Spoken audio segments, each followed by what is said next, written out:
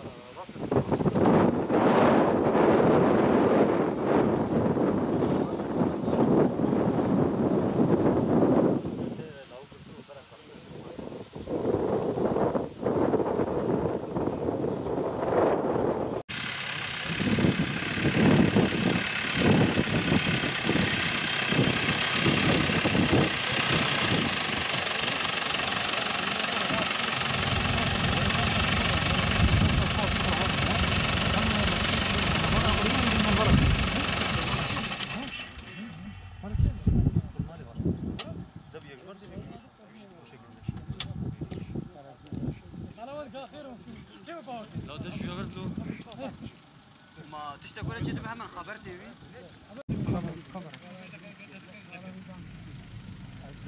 Hadi beyler Padre var.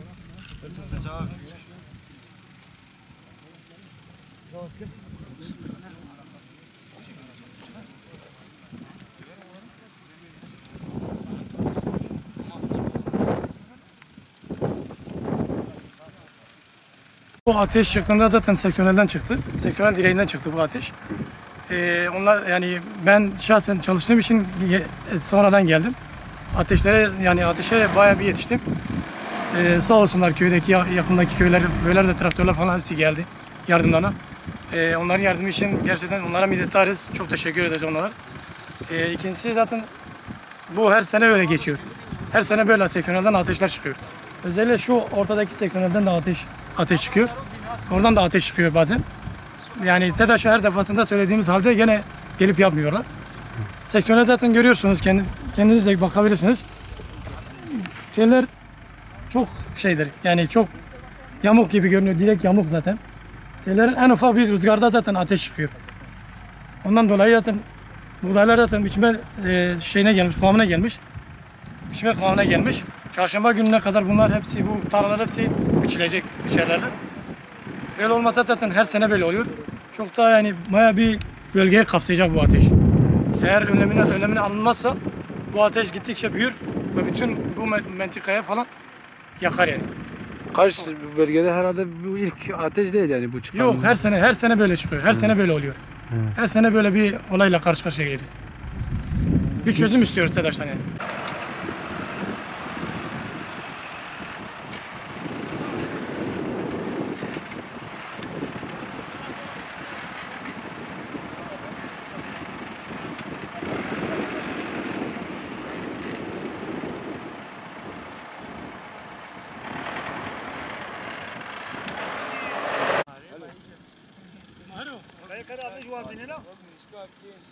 Hayır.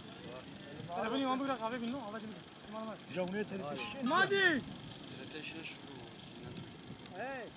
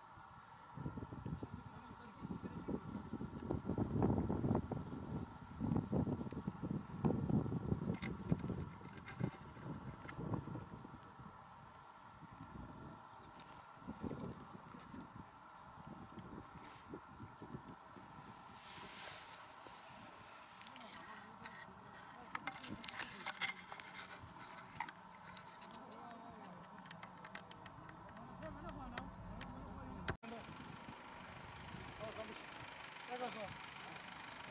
Ne kadar sahne çıkıyor.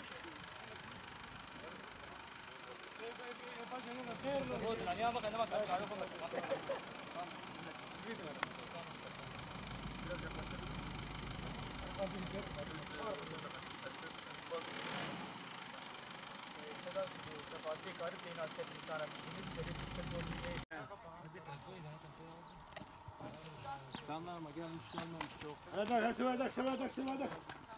Hadi hadi hadi. Olha, vou estar por aqui. Güzel mesela. Vai.